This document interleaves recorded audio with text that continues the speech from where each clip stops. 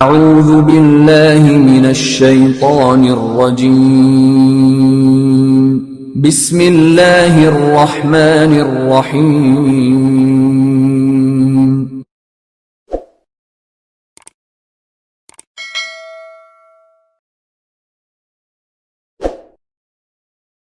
اعوذ باللہ من الشیطان الرجیم بسم اللہ الرحمن الرحیم الحمد للہ رب العالمین نحمده ونستعینه ونستغفره ونتوکل علیہ ونصلی ونسلم علی حبیبہ ونجیبہ وخیرتہ فی خلقہ حافظ سرہ ومبلغ رسالاتہ بشیر رحمتہ ونذیر نقمتہ سیدنا و نبینا و مولانا ابی القاسم المصطفیٰ محمد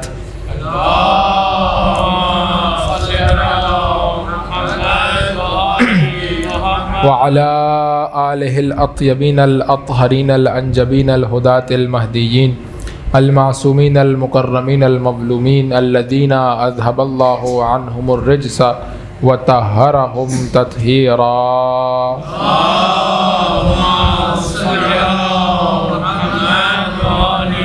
بہم نتولا ومن اعدائہم نتبرأ الی اللہ۔ پروردگار متعال کی بارگاہ میں شکر ادا کرتے ہیں کہ اس نے ہمیں ثقلین سے یعنی قرآن و اہل بیت سے متمسک فرمایا، اور پروردگار متعال سے دعا کرتے ہیں کہ قیامت کے دن کہ جب یہ ثقلین رسول اللہ کی بارگاہ میں حوض کوثر پر حاضر ہوں گے، اس وقت تک ہمیں ان دو عظیم نعمتوں سے جدا نہ فرما۔ اعزان گرامی قدر، سورہ مبارکہ یاسین کی اختتامی آیات تقریباً 41-42 نمبر کی آیت سے لے کر کے اور آخر تک یعنی آیت نمبر 83 تک انشاءاللہ آپ کے سامنے بیان کرنے کی کوشش کروں گا۔ تقریباً جو تذکرہ ہے وہ قیامت سے متعلق ہے، اور قیامت کس طرح سے آئے گی، اور قیامت کے آنے کے بعد پھر جنت والے کس طرح سے اپنی زندگی کو گزار رہے ہوں گے، جہنم والے کس طرح اپنی زندگی کو گزار رہے ہوں گے، اور اس کے بعد پھر پروردگار متعال عبرت کے طور پر اور توجہ کی خاطر ان واقعات سے کچھ نتائج ہے کہ جو میرے اور آپ کے لیے پیش کرنا چاہتا ہے۔ ایک اہم بات کہ جو میں ابتدا میں آپ کی خدمت میں بیان کرنا چاہتا ہوں وہ یہ ہے کہ قرآن مجید کا جو اسلوب ہے، جو طریقہ کار ہے، وہ بقیہ کتابوں سے مختلف ہے، اور اس کی وجہ کیا ہے؟ وجہ یہ ہے کہ قرآن مجید کا ہدف بھی دوسری کتابوں سے مختلف ہے۔ اب مثال کے طور پر آپ تصور کیجئے کہ کوئی کہانی کی کتاب ہو جس میں سچی کہانی جنت کی بیان کی جائے، تو جب اس میں اب جنت کی بات شروع ہو جائے گی تو اب کئی صفحات تک جنت کی بات چلتی رہے گی، جہنم کی بات شروع ہو جائے گی تو کئی صفحات تک جہنم کی بات چلتی رہے گی۔ اگر عقائد کی کوئی کتاب ہے تو اس میں عقائد سے متعلق گفتگو ہوگی، احکام سے متعلق گفتگو نہیں ہوگی۔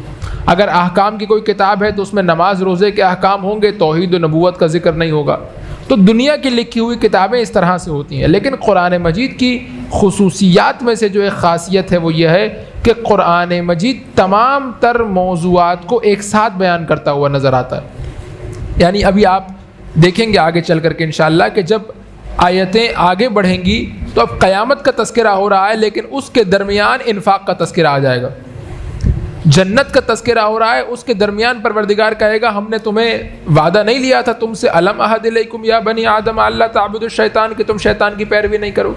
تو پروردگار متعال چونکہ ہدایت کی غرض سے اس کتاب کو نازل کیا گیا ہے، اس کتاب کے نزول کا مقصد اور ہدف ہدایت ہے، تو اب پروردگار متعال جہاں پر جو چیز ہدایت انسانی کے لیے ضروری ہے اس کا تذکرہ فرماتا ہے۔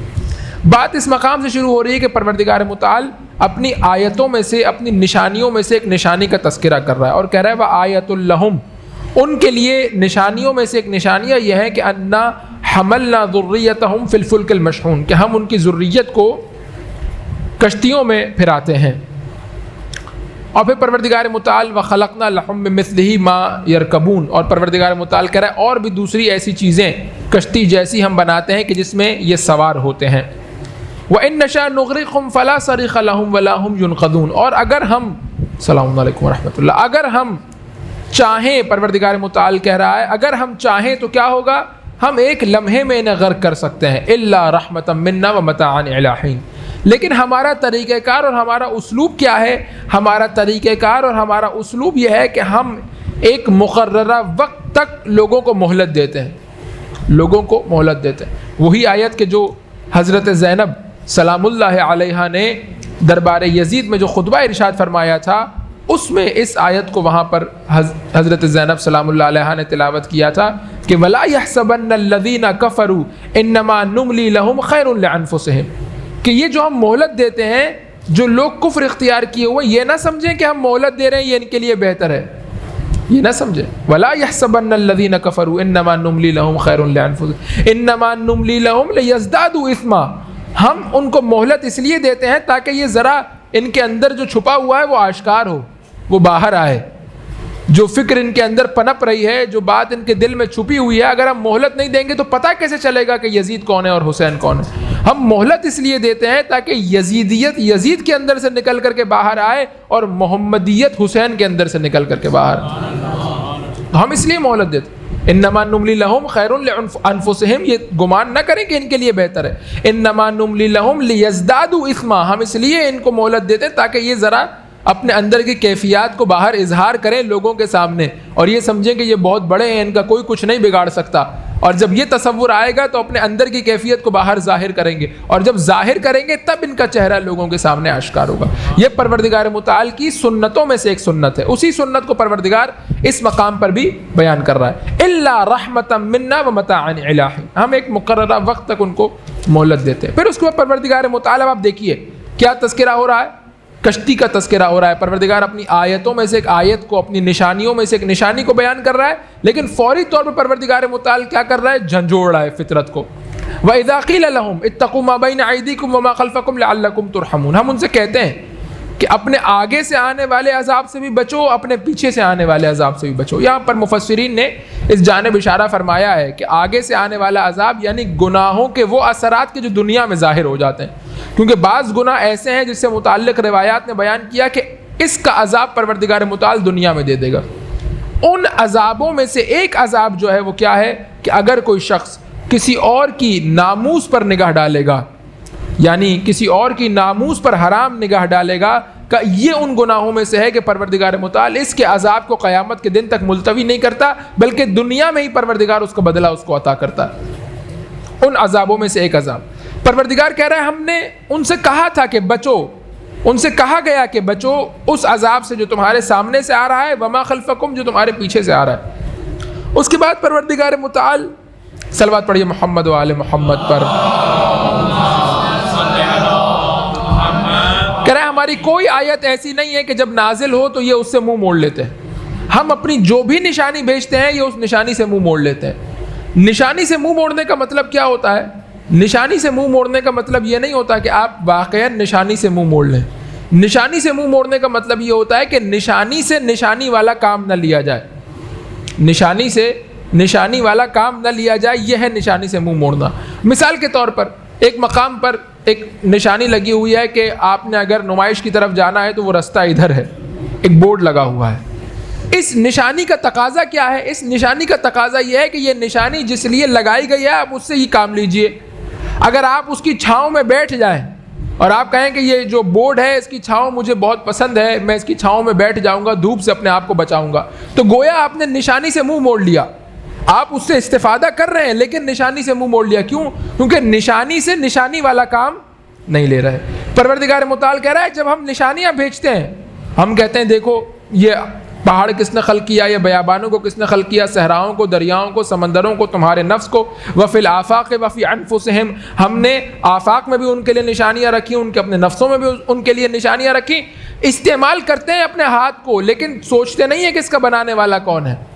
بالکل اسی طرح کہ جس طرح انسان ایک بورڈ کے نیچے بیٹھ کے چھاؤں کا فائدہ تو لے لیکن اس سے نشانی کا کام نہ لے، یہ نشانی ہے پروردگار متعال کی، یہ پروردگار متعال کی طرف اشارہ ہے۔ اگر اشارے سے اشارے کا کام نہیں لیں گے، بالکل اسی طرح کہ جس طرح ایک بچہ کیا کرتا ہے کہ جب سگنل پر کھڑا ہوتا ہے تو اس کے لیے وہ جو لائٹ ہے لال رنگ کی اور پیلی رنگ کی اور ہری رنگ کی، وہ لائٹ اس کے لیے ایک کھیل ہے، نشانی نہیں ہے۔ لیکن بڑے کو معلوم ہے کہ یہ نشانی ہے، جو عقل مند ہے اس کو معلوم ہے کہ یہ نشانی ہے رکنے کی، گرین کا مطلب ہے چلو، ریڈ کا مطلب ہے رک جاؤ. بڑے کو معلوم ہے، عقل مند کو. لیکن بچہ کیا سمجھتا ہے؟ بچہ سمجھتا ہے جیسے ہمارے گھر میں مجھے کھلانے کے لیے لائٹیں لگی ہوتی ہیں، اس طرح یہ بھی اسی طرح کی لائٹ ہے.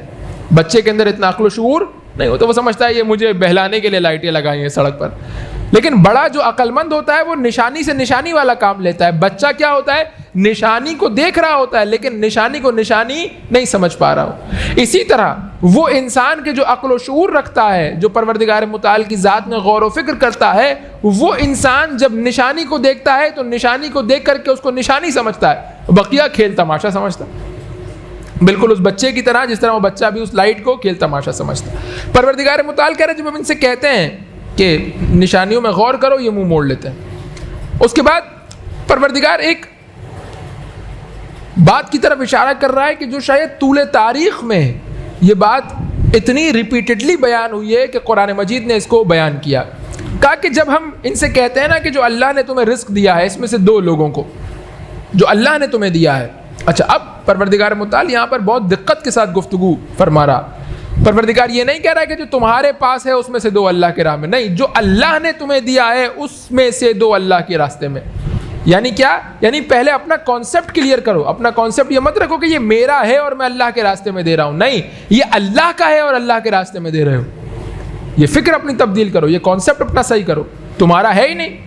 کس نے کہا کہ تمہارا ہے؟ تمہارے پاس کہاں سے آیا؟ اس دنیا میں آئے تھے تو لے کر کے آئے تھے کیا؟ نہیں. باپ مر گیا، راتوں رات ساری باپ کی ملکیت منتقل ہو کر کے تمہارے پاس آ گئی. کیسے؟ کس کے حکم سے؟ پروردگار کے حکم. اگر وہ یہ قانون بنا دیتا کہ جیسے ہی باپ مرے گا، باپ کے مرنے کے بعد باپ کا سارا کا سارا پیسہ بے ارزش ہو جائے گا، بے قیمت ہو جائے گا، صفر ہو جائے گا، اپنا خود کماؤ، تو تمہیں کچھ ملتا؟ یہ اللہ کے قانون کے تحت تمہیں دیا گیا ہے. اللہ کے قانون کے تحت تمہیں دیا گیا ہے کہ پروردگار متعال نے یہ قانون بنایا ہے کہ باپ مر جائے گا لیکن باپ کا پیسہ رہ جائے گا. اگر وہ تقویناً یہ قانون بنا دیتا کہ جو جائے گا اس کا پیسہ بھی اس کے ساتھ ختم ہو جائے گا.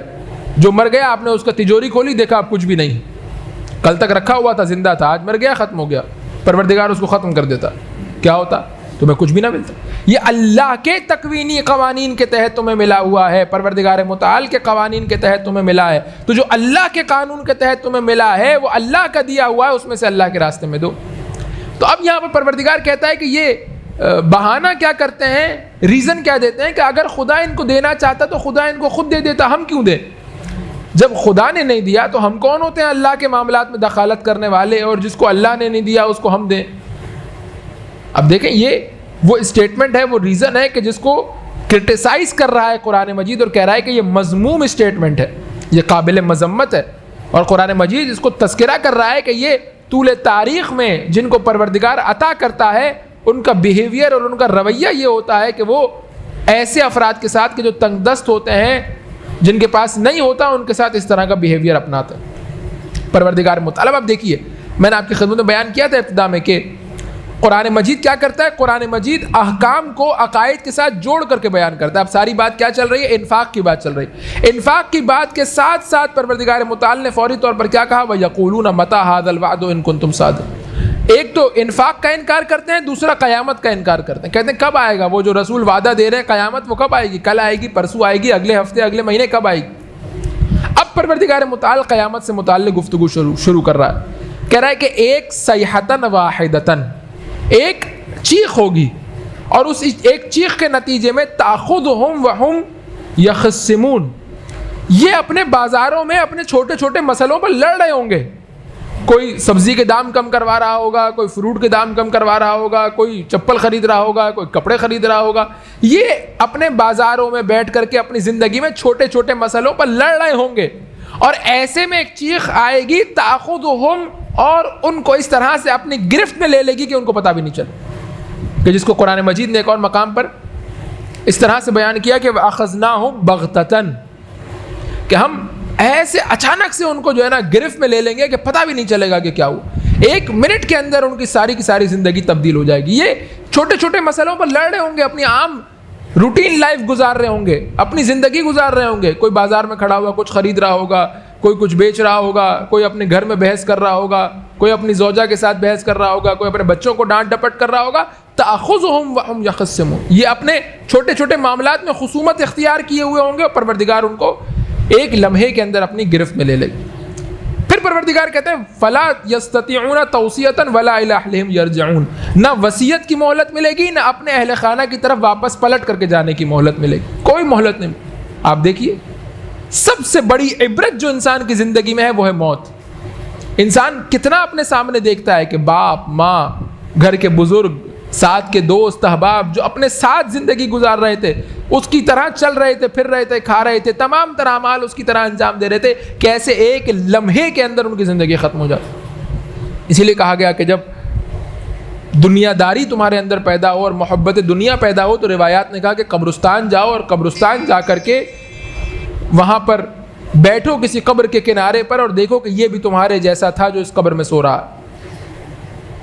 اسی لیے علماء بیان کرتے ہیں کہ جب مردے کو قبر میں لٹایا جاتا ہے اور کہا جاتا ہے اسمع افہم، تو یہ صرف اس سے نہیں کہا جاتا ہے اسمع افہم، وہ تو سن رہا ہے، سمجھ رہا ہے، اس کو تو بدبخت کو سب کچھ نظر آ رہا ہے سامنے، یہ زندے کو کہا جاتا ہے اسمع افہم، تو بھی سن اور تو بھی سمجھ کہ یہ تیرے جیسا کبھی باہر کھڑا ہوا کسی اور کو لٹا رہا تھا قبر میں اور کہہ رہا تھا اسمع افہم، آج یہ لیٹ گیا اور اس سے کہا جا رہا ہے اسمع افہم، کل تو لیٹ جائے گا اور یہ دو چار لوگ مل کے تجھے کہہ رہے ہوں گے اسمع افہم اور 10 منٹ بھی نہیں رکیں گے تجھے دفنانے کے بعد۔ یقین جانی عزیزوں، آپ کبھی جائیں کسی کو دفن کرنے کے لیے تو اس جہد سے تدفین کے مرحلے کو دیکھیے کیجیے کہ جب دفن کیا جاتا ہے جتنا محبت کرنے والا بیٹا ہو، رو رہا ہوتا ہے، جو ہے وہ بے ہوش ہو رہا ہوتا ہے، غشی طاری ہو رہی ہوتی ہے، لیکن 15 منٹ میں قبرستان سے واپس گھر چلا جاتا، رکتا نہیں ہے وہاں، اکیلا چھوڑ کر کے چلے جائیں گے سب۔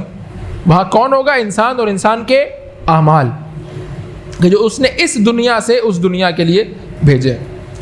پھر پروردگار کہہ رہا ہے دوبارہ دوسرا سور پھونکا جائے گا، وَنُفِخَ فِي الصُّورِ اور فَإِذَا هُم مِّنَ الْأَجْدَاثِ إِلَىٰ رَبِّهِمْ يَنْسِلُونَ، دوبارہ سے پروردگار کی طرف پلٹ کر کے آ جائیں گے، یعنی ایک پہلے سور سے سب تباہ ہو جائے گا اور دوسرے سور سے پروردگار متعال دوبارہ سے اٹھائے گا، دوبارہ سے پلٹائے گا اپنی جانب۔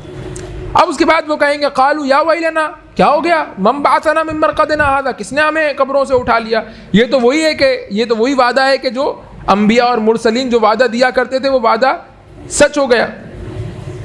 ایک چیخ کے ذریعے سے پروردگار سب کو وہاں پر حاضر کر لے گا۔ آخری آیت جو اس صفحے کی ہے وہ بیان کرتا ہوں، اگلے صفحے کی طرف بڑھتا ہوں۔ پروردگار متعال بیان کر رہا ہے کہ ہم اتنی قدرت رکھتے ہیں کہ ہم ایک چیخ کے ذریعے سے، ایک سور کے ذریعے سے تباہ کر سکتے ہیں اور ایک سور کے ذریعے سے دوبارہ اٹھا سکتے ہیں، لیکن ہماری قدرت کا تقاضا یہ ہے اور ہماری قدرت میں اور دوسرے انسانوں کی قدرت میں فرق یہ ہے کہ دنیا کا اگر کوئی شخص ہلکا سا بھی قادر ہو جاتا ہے تو ظلم کرتا ہے، لیکن ہماری قدرت یہ ہے کہ ہم ایک سور سے پوری دنیا کو تباہ کر سکتے ہیں، ایک سور سے دوبارہ سب کو اٹھا سکتے ہیں، لیکن اس کے باوجود بھی فَالْيَوْمَ لَا تُظْلَمُ نَفْسٌ شَيْئًا وَلَا تُجْزَوْنَ إِلَّا مَا كُنْتُمْ تَعْمَلُونَ۔ اتنی قدرت ہونے کے باوجود بھی ہم ظلم نہیں کریں گے، وہی جزا دیں گے کہ جو اس نے کیا ہے۔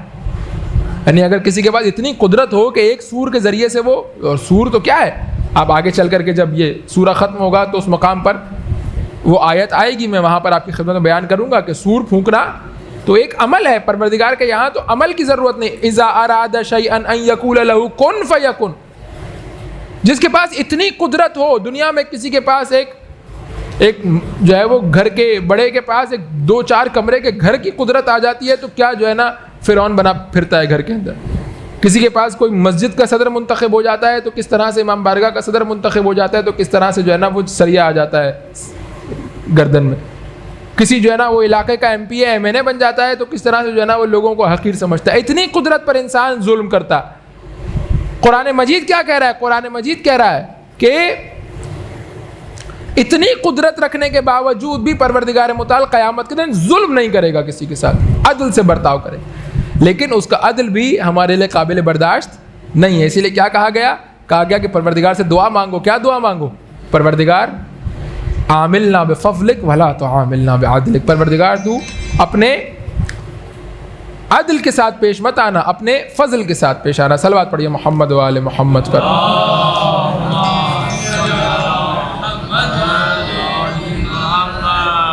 اس کے بعد کہہ رہا ہے ان اصحاب الجنت اليوم فی شغل فاکہون، جنت کے جو جنتی ہوں گے، جو جنت کے اصحاب ہوں گے، وہ اپنے اپنے مشغلوں میں مصروف ہوں گے، وہ اپنے ان کو جو ہے وہ پروردگار متعال نے نعمتیں دی ہوں گی، وہ اپنے مشغلے میں مصروف ہوں گے، وہ اور ان کی ازواج جو ہے وہ ٹیک لگائے بیٹھے ہوں گے، لہم فیہا فاکہۃ ولہم ما یدعون، ان کے سامنے میوے رکھے ہوں گے اور جو وہ چاہیں گے پروردگار متعال ان کو عطا کرے گا۔ سب سے بڑی نعمت کیا ملے گی؟ سب سے بڑی نعمت کیا ملے گی قیامت میں لوگوں کو جنت میں؟ سب سے بڑی نعمت سلام قولا من رب الرحیم، کہ مستقل ان کے پروردگار کی طرف سے سلامتی کا پیغام ان تک پہنچایا جا رہا ہے۔ یعنی پروردگار نعمتوں کی لسٹ میں اس کو تذکرہ کر رہا ہے کہ میوے ہوں گے، جو تم چاہو گے تمہیں ملے گا، اپنی ازواج کے ساتھ ٹیک لگائے بیٹھے ہوگے، لیکن سب سے بڑی نعمت کیا ملے گی؟ سلام قولا من رب الرحیم، تمہارے پروردگار کی طرف سے سلامتی کا پیغام مستقل تم تک پہنچ رہا ہوگا۔ یہ سب سے بڑی نعمت۔ اسی لیے دعائے کمیل نے اس بات کو دوسرے انداز میں بیان کیا، کیا کہا؟ پروردگار اگر تو مجھے جہنم میں ڈال بھی دے گا تو میں شاید جہنم کی آنکھ پر تو صبر کر لوں، لیکن تیری نظر کرم اور تیری سلامتی سے دوری پر کیسے صبر کروں گا؟ یعنی میں شاید ہو سکتا ہے جہنم کی آنکھ کو برداشت کر لوں، لیکن تجھ جیسا فضل کرنے والا اور رحم کرنے والا پروردگار اور وہ مجھ پر نظر کرم نہ کرے، یہ مجھے مار دے گا۔ تجھ جیسا فضل کرنے والا پروردگار اور میں اس کے نظر کرم سے دور ہو جاؤں، یہ مجھے ختم کر کے رکھ دے گا۔ وَامْتَازُوا الْيَوْمَ أَيُّهَا الْمُجْرِمُونَ، مجرموں سے کہا جائے گا تم ذرا سائڈ پہ آ جاؤ، ان کو جانے دو، پھر تم سے ہم الگ سے نپٹتے ہیں، الگ سے تمہارا حساب کتاب کرتے ہیں کہ تم نے کیا کیا ہے، تم الگ ہو جاؤ۔ وَامْتَازُوا الْيَوْمَ أَيُّهَا الْمُجْرِمُونَ۔ اس کے بعد پروردگار کہے گا أَلَمْ أَعْهَدْ إِلَيْكُمْ يَا بَنِي آدَمَ أَلَّا تَعْبُدُوا الشَّيْطَانَ، ہم نے نہیں کہا تھا کہ شیطان کی عبادت نہ کرو؟ ہم نے تمہیں کہا تھا یا نہیں کہا تھا؟ تم سے عہد لیا تھا یا نہیں لیا تھا؟ تمہاری پاک فطرت تمہیں عطا کی تھی یا نہیں کی تھی؟ تمہیں عقل دی تھی یا نہیں دی تھی؟ انبیاء اور ائمہ کے ذریعے سے، صحیفوں اور قرآن کے ذریعے سے تمہیں ہدایت پہنچانے کی کوشش کی تھی یا نہیں کی تھی؟ وہ کہیں گے ہاں ہم تک پیغام پہنچا تھا۔ أَلَمْ أَعْهَدْ إِلَيْكُمْ يَا بَنِي آدَمَ أَلَّا تَعْبُدُوا الشَّيْطَانَ إِنَّهُ لَكُمْ عَدُوٌّ مُّبِينٌ۔ ایک تو دشمن ہے، دوسرا چھپا ہوا دشمن نہیں ہے، کھلا ہوا دشمن ہے۔ تم جانتے ہو کس طرح اس نے تمہاری پچھلی امتوں کو تباہ و برباد کیا، اس کے باوجود بھی تم اس کے پیچھے چل رہے تھے۔ وَاعْبُدُونِي هَٰذَا صِرَاطٌ مُّسْتَقِيمٌ وَلَقَدْ أَضَلَّ مِنكُمْ جِبِلًا كَثِيرًا أَفَلَمْ تَكُونُوا تَعْقِلُونَ، اور کتنے ایسے افراد ہیں جن کو ہم نے گمراہ کر دیا۔ اب اس مقام پر میرے پاس وقت نہیں ہے کہ میں اس موضوع میں وارد ہوں کہ جب پروردگار کہتا ہے کہ میں نے ہدایت دیا، میں نے گمراہ کیا، اس سے مراد کیا ہوتی ہے؟ جب پروردگار کہتا ہے کہ میں نے گمراہ کیا، اس کا مطلب یہ نہیں کہ پروردگار نے مجبور کر کے کسی کو گمراہ کیا، بلکہ خاص اس کی تفسیر اور تشریح یہاں پر ضرورت ہے، لیکن دامن وقت میں اس وقت گنجائش نہیں ہے۔ صلوات پڑھیے محمد و آل محمد پر۔ نہیں مانی نا ہماری بات، نہیں مانی، اصلوها اليوم، جلو اب جلو اس میں کہ جس کا تم، اس وجہ سے کہ جس کا تم انکار کرتے تھے نا ان ساری باتوں کا، اب جلو۔ اليوم نختم على افواہہم، ان کے زبانوں پر ہم اسٹیمپ لگا دیں گے، اس کی زبانوں کو بند کر دیں گے، ان کے منہ کو بند کر دیں گے، زبان نہیں بولے گی، پھر کون بولے گا؟ وتکلمنا ایدیہم، ان کے ہاتھ بولیں گے، وتشہد ارجلہم، اس کے پاؤں بولیں گے، بما کانوا یکسبون، کہ اس نے کیا کیا کیا ہے۔ یعنی اس دن کون گواہی دے گا؟ کسی باہر کی گواہی کی ضرورت نہیں ہے، انسان کا اپنا ہاتھ انسان کے خلاف گواہی دے گا۔ اب جا کر کے پڑھیا مناجات امیر المومنین کہ جو امام مسجد کوفہ میں پڑھا کرتے تھے، اس میں امام فرماتے ہیں کہ اس دن کوئی جائے فرار نہیں ہوگی، انسان یہ چاہے گا اپنا سب کچھ دے دے۔ ایک ماں جو اپنے بچے سے کتنی محبت کرتی ہے، وہ چاہے گی میرے بچے کو قربان کر دوں، جو کچھ انسان کے پاس ہے وہ دے دوں اور مجھے رہائی مل جائے، لیکن اس دن رہائی نہیں ملے، کوئی ایک دوسرے کے بدلے اس دن قربان نہیں ہو۔ پھر پروردگار دو آیتوں کے اندر، میں جلدی آگے بڑھتا ہوں، اگلی دو آیتوں کے اندر پروردگار کہہ رہا ہے کہ ہم چاہیں نا تو ان کی آنکھوں کو بند کر دیں، یہ قیامت کا منظر نہ دیکھیں، اور اگر پھر یہ لپکیں گے بھی تو ان کو کچھ نہیں ملے گا کیونکہ ان کی آنکھیں بند ہوں گی، لیکن پروردگار کہتا ہے نہیں، ہم ان کو ان کے مقام پر کھڑا رکھیں گے اور ان کی آنکھوں کو بھی کھلا رکھیں گے تاکہ یہ دیکھیں گے کیا ہو رہا ہے۔ یعنی ہم ان کو اتنا بھی اس دن جو ہے وہ ڈسکاؤنٹ نہیں دیں گے کہ ان کی آنکھوں کو بند کر سکیں، یہ کہ جو ہے یہ نہ دیکھیں گے کیا ہو رہا ہے قیامت کے دن، نہیں، یہ اپنی آنکھیں بھی بند نہیں کر سکیں گے۔ ان کو ہم پورا منظر دکھائیں گے کہ یہ وہ ہے نا جس کا تم مذاق اڑاتے تھے، یہ وہ دین پر، اسلام پر عمل کرنے والا جس کا تم تمسخر کرتے تھے، یہ وہ ہے، دیکھو کیا کہا جا رہا ہے یہ اور تمہاری کیا حالت۔ یہ اپنی آنکھوں کو بند کر کے اس دن آنکھیں بھی نہیں چرا سکیں گے قیامت کے دن، ہم ان کو آنکھیں بھی نہیں چرانے دیں گے۔ ہوتا ہے نا کہ انسان کیا ہوتا ہے جب بہت مشکل مصیبت پریشانی آ جاتی ہے تو کیا ہوتا ہے، کہتا ہے کہ بھائی اب کیا کروں، اب آنکھیں بند کر لیتا ہوں، آنکھیں بھی نہیں بند کرنے دیں گے۔ پروردگار کہہ رہا ہے اس دن نہ آنکھیں بند کرنے دیں گے، اور اگر یہ چاہیں گے کہ ہم ان کو ان کے مقام پر ہی مسخ کر کے ختم کر دیں، یہ بھی نہیں کریں گے، ان کو باقی بھی رکھیں گے، ان کی آنکھوں کو بھی کھلا رکھیں گے اور ان کو کہیں گے دیکھو جو تم دنیا میں کر کے آئے ہو، قیامت میں اس کا مشاہدہ کرو اور دیکھو کہ تم نے اپنے ہاتھوں سے کیا کیا۔ پھر پروردگار متعال وَمَن نُعَمِّرْهُ نُنَكِّسْهُ فِي الْخَلْقِ أَفَلَا يَعْقِلُونَ، پروردگار اپنی نشانیوں میں سے ایک بہت بڑی نشانی بیان کر رہا ہے. پروردگار کہتا ہے ہم عمر عطا کرتے ہیں. وَمَن نُعَمِّرْهُ، کون ہے کہ جو عمر عطا کرتا ہے ان کو؟ وَنُنَكِّسْهُ فِي الْخَلْقِ، اور عمر کے بڑھنے کے ساتھ دوبارہ اس کو اوندھا کر دیتا ہے، دوبارہ پلٹا دیتا ہے. یعنی آپ دیکھیے کہ کوئی بوڑھا شخص ہوتا ہے، کھا لیجئے، نہیں کھاؤں گا. بچے کو کہیے کھا لیجئے، نہیں کھاؤں گا. دونوں کی حرکتیں ایک جیسی. پروردگار کہتا ہے ہم اس کو عمر دیتے ہیں. یہ ابھی جو آج سے 10 سال پہلے اپنے آپ کو قوی سمجھ رہا تھا، اپنے آپ کو بہت قدرت مند سمجھ رہا تھا، 10 سال بعد ہم اس کو پلٹا دیتے ہیں اسی حالت میں کہ جو اس کے بچپنے کی حالت ہے، کہ جس طرح بچپن میں خود کروٹ نہیں بدل سکتا تھا، اب خود کروٹ نہیں بدل سکتا. پروردگار کہتا ہے یہ ہمارے نشانیوں میں سے ایک نشانی کہ ہم عمر عطا کرتے ہیں اور پھر دوبارہ سے اس کو اسی کی عمر میں دکھاتے ہیں کہ کس طرح تمہیں ہم نے قدرت دینے کے بعد ضعیف کر دیا اور تمہیں اوندھا کر دیا، پلٹا دیا. وَنُنَكِّسْهُ فِي الْخَلْقِ أَفَلَا يَعْقِلُونَ، کیوں تم تعقل نہیں کرتے، کیوں سوچتے سمجھتے؟ وَمَا عَلَّمْنَاهُ الشِّعْرَ وَمَا يَنبَغِي لَهُ إِنْ هُوَ إِلَّا ذِكْرٌ وَقُرْآنٌ مُبِينٌ. ہم نے اپنے نبی کو شعر سکھایا نہیں ہے اور یہ اچھا بھی نہیں ہے کہ ہم اپنے نبی کو شعر سکھائیں. کیوں ہم نے اس قرآن کو نازل کیا ہے؟ تاکہ یہ انذار کرے، ہمارا نبی ڈرائے. کس کو؟ من کان حیا، اس کو کہ جو زندہ ہے. یعنی نبی سے ہدایت لینے کی بنیادی ترین شرائط میں سے ایک شرط کیا ہے؟ کہ انسان کا دل زندہ ہو. اگر دل مردہ ہو چکا ہو تو نبی بھی اگر سامنے کھڑا ہو کر کے، آپ دیکھیے کیا کہا ہے سید الشہداء نے عصر عاشور، کہا کہ تمہیں میری بات سمجھ میں نہیں آئے گی. کیوں؟ کیونکہ تمہارے پیٹ میں حرام ہے، اور شکم میں حرام ہونا کیا کرتا ہے؟ دل کو مردہ کر دیتا. جب دل مردہ ہو جائے تو حسین ابن علی جیسا ہدایت دینے والا بھی اگر کھڑا ہو کر کے ہدایت دے رہا ہو اور انسان کے شکم میں حرام پڑا ہوا ہو اور اس کا دل مردہ ہو چکا ہو تو اس کو ہدایت نہیں ملتی. صلوات پڑھیے محمد و آل محمد پر.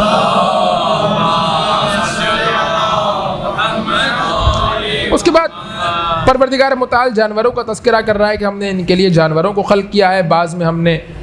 بعض پر یہ سوار ہوتے ہیں، بعض کو ذبح کر کے اپنے لیے غذا کا اہتمام کرتے ہیں. اللہ کے علاوہ دوسروں کو اپنا پروردگار بناتے ہیں کہ شاید وہ مدد کرے، لیکن پروردگار کہتا ہے لا یستطیعون نصرہم، وہ کوئی ان کی مدد نہیں کر سکتے. اس دن صرف اور صرف پروردگار متعال ہے جو ان کی مدد کر سکتا ہے، اور اس کے علاوہ کوئی ایک دوسرے کی مدد نہیں کر سکتا. فلا یحزنک قولہم، پر اے نبی ان کے جو قول ہیں، ان کے جو منصوبے ہیں وہ آپ کو پریشان نہ کریں. انا نعلم ما یسرون وما یعلنون، ہم یہ بھی جانتے ہیں جو یہ باتیں آشکارا طور پر کرتے ہیں، اور ہم وہ بھی جانتے ہیں جو یہ چھپا کر کے کرتے ہیں. آپ کو پریشان ہونے کی ضرورت نہیں ہے، آپ کو ہم نے اپنے انشورنس میں رکھا ہوا ہے، تو آپ کو پریشان ہونے کی ضرورت نہیں ہے. جس طرح سے ہوتا ہے نا کہ جو ایجنسیز ہوتی ہیں وہ سب کی کال جو ہے وہ ریکارڈ ہو رہی ہے، پتہ ہے کہ کون کیا کر رہا ہے کہاں پر. اسی طرح سے پروردگار کہہ رہا ہے نبی آپ کے ساتھ خدائی ایجنسی کار فرما ہے، ہمیں معلوم ہے کہ یہ سامنے کیا کرتے ہیں، ہمیں معلوم ہے یہ چھپ کر کے کیا کرتے ہیں. آپ پریشان مت ہوئیے، آپ کو بچانا، آپ کی حفاظت کرنا ہماری ذمہ داری ہے. تو یہ جو آ کر کے آپ کو دھمکیاں دیتے ہیں، آپ کے سامنے الٹی سیدھی باتیں کرتے ہیں، آپ اس سے پریشان مت ہوئیے. اس کے بعد پروردگار کہتا ہے اولم یر الانسان انا خلقناه من نطفۃ، یعنی یہ غور نہیں کرتا کہ ہم نے اس کو ایک قطرے سے پیدا کیا.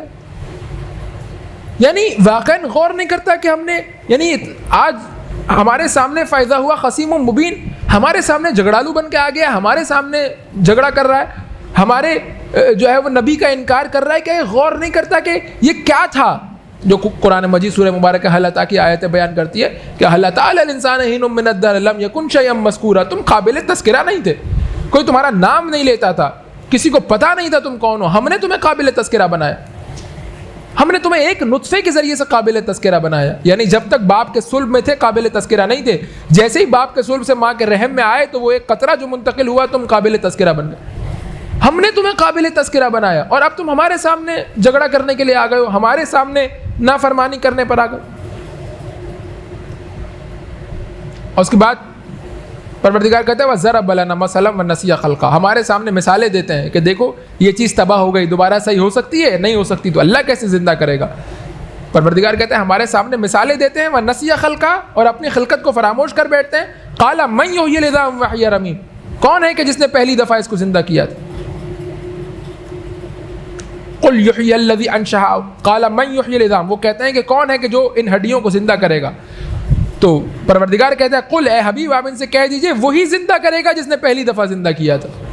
آپ ان کو یہ جواب دیجئے، یہ آ کر کے کیا کہتے ہیں؟ یہ ان کا جملہ ہے، قال من یحیی العظام وہی رمیم، کون ان ہڈیوں کو زندہ کرے گا کہ جبکہ یہ چکنا چور ہو گئی ہیں، بھوسا بن گئی؟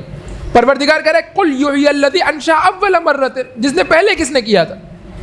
ابھی تو یہ ہڈیاں تھیں اور بھوسا بنی ہیں، پروردگار نے تو اس وقت تمہیں ہڈی عطا کی جب تم کچھ بھی نہیں تھے، ایک قطرہ تھے، ابھی تو ہڈیاں بن کر کے بھوسا بنی ہے نا ایک دفعہ، تو پھر کچھ نہ کچھ قابلیت ہے دوبارہ زندہ ہونے کی۔ اس وقت تو تمہارے اندر نہ گوشت تھا، نہ ہڈی تھی، کچھ بھی نہیں تھا، نہ خون تھا، ایک قطرے کے ذریعے سے پروردگار نے تمہیں ہڈی بھی بنایا، گوشت بھی بنایا، خون بھی بنایا، چہرہ بھی بنایا، آنکھیں بھی دی، ناک بھی دیا، کان بھی، سب کچھ پروردگار نے قطرے کے ذریعے۔ تو جو ایک قطرے کے ذریعے سے تمہیں زیرو سے بنا سکتا ہے، کیا وہ اس تباہ ہوئی ہڈیوں کو دوبارہ زندہ نہیں کر سکتا؟ پروردگار کہتا ہے قل یحیی الذی انشأ اول مرۃ وہو بکل خلق علیم۔ اس کے بعد بس آخری 2-3 آیتیں، ایک پروردگار اپنی نشانی کی طرف اشارہ کرتا ہے، کرے ایک اور ہماری نشانی کیا ہے؟ کالسبز، جو درخت کا جو سبز حصہ ہوتا ہے، جو درخت کی جو سبز ٹہنی ہوتی ہے، اس سبز ٹہنی کا مطلب یہ ہوتا ہے کہ سبز ٹہنی میں پانی ہے۔ آپ دیکھیں نا کہ خزاں کے اندر جب وہ براؤن ہو جاتا ہے، اس کا مطلب یہ ہے کہ اس کے اندر پانی نہیں ہے، سبز کا مطلب یہ ہے کہ اس کے اندر پانی ہے۔ سبز جو ہے وہ پانی ہونے کی اور حیات ہونے کی علامت ہے پلانٹس کے اندر اور نباتات کے اندر۔ پروردگار کہہ رہا ہے باوجود اس کے کہ اس سبز ٹہنی کے اندر پانی ہوتا ہے، ہم اس سبز ٹہنی میں آگ لگاتے ہیں، یعنی ہم پانی اور آگ کو ایک جگہ جمع کرتے ہیں۔ تم جمع کر سکتے ہو؟ ایک قطرے پانی کے ساتھ تمہاری آگ جمع نہیں ہو سکتی۔ اس ٹہنی کے اندر پانی ہوتا ہے، وہ سبز ٹہنی ہوتی ہے، اور اس سبز ٹہنی میں آگ لگتی ہے، اور کیسی آگ لگتی ہے کہ جنگلات کے جنگلات جل جاتے ہیں، جنگل کے جنگل سبز ٹہنی میں آگ لگنے سے جل جاتے ہیں، جبکہ سبز ٹہنی میں پانی ہوتا ہے۔ پروردگار کہتا ہے یہ ہمارے نشانیوں میں سے ایک نشان ہے، غور تو کرو، فکر تو کرو۔ الذی جعل لکم من الشجر الاخضر نارا، جو پروردگار سبز شجر کے اندر آگ جلاتا ہے۔ اولیس الذی خلق السماوات والارض بقادر علی ان یخلق مثلہم بلا وہو الخلاق العلیم۔ پروردگار کہتا ہے جس نے آسمان و زمین کو خلق کیا ہے وہ اس جیسا دوبارہ نہیں بنا سکتا؟ بنا سکتا۔ اب اس کے بعد پروردگار اپنی قدرت کو ایک جملے میں بیان کرتا ہے، اور یہ ایک جملہ خود جو ہے وہ کوئی 40-45 منٹ کی گفتگو اس پر جو ہے وہ ہو سکتی ہے کہ انما امرہ اذا اراد شیئا ان یقول لہ کن فیکون، کہ پروردگار متعال جب ارادہ کرتا ہے تو اب ہم جب کسی کام کا ارادہ کرتے ہیں تو ہم اسباب کے محتاج ہوتے ہیں۔ اگر کہیں جانا ہے تو کپڑے تبدیل کریں گے، گھر سے نکلیں گے، قدم اٹھائیں گے، بائک اسٹارٹ کریں گے، راستہ وہی لیں گے کہ جو امام بارگاہ تک آتا ہو، پھر وہاں سے پہنچیں گے گھر پہ امام بارگاہ تک۔ تو یہ تمام تر اسباب ہمیں طے کرنے پڑیں گے اس مقصد کو حاصل کرنے کے لیے، کہ پروردگار کسی سبب کا محتاج نہیں ہے۔ اذا اراد شیئا ان یقول لہ کن فیکون۔ اب اس مقام پر امیر المومنین کا نہج البلاغہ میں ایک خطبہ ہے کہ جو یہاں پر بیان ہو سکتا ہے کہ امیر المومنین کہتے ہیں کہ یہ جو قرآن کہتا ہے کن فیکون، یہ کن فیکون سے مراد یہ نہیں کہ وہ کہتا ہے کن فیکون، یہ کوئی ندا نہیں ہے، بلکہ صرف اور صرف اس کا ارادہ ہے، صرف اور صرف اس کا ارادہ ہے، یعنی اس کا ارادہ، اس کو بولنے کی بھی ضرورت نہیں ہے کہ کن، بلکہ اس کا ارادہ یعنی کن، اس کا ارادہ یعنی کن۔ اور فسبحان الذی بیدہ ملکوت کل شیء والیہ ترجعون، وہ پروردگار پاک و پاکیزہ ہے کہ جس کے قبض قدرت میں تمام تر دنیا کا اختیار ہے۔ پروردگار متعال ہماری اس عبادت کو اپنی بارگاہ میں قبول فرما۔